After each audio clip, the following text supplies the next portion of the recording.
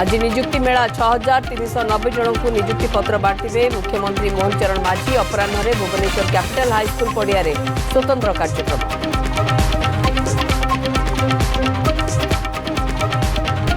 आज मंत्रिपरिषद और कैबिनेट बैठक 2025-26 चिठा बजेट रे बाजिबो मुहर। आसंता 12 तारिख में सर्वदलीय बैठक 13 तारिख विधानसभार बजेट अधिवेशन। आज कमिब राति तापमात्रा 2 ରୁ 4 डिग्री पर्यंत ह्रास पाइपे। आंचलिक पाणीपाग विभाग पूर्वानुमान दिन पारद सामान्य खसिब। आसंता काली कमिब कुहुड़ीर प्रभाव। आज कैबिनेट बैठक में आयकर बिल को मिलपारे मंजूरी। आसंता सोमवार लोकसभा आगत करिपारन्ते अर्थमंत्री निर्मला सीतारमण 2टी टैक्स व्यवस्था को बाछिबार अनुमति मिल न पारे।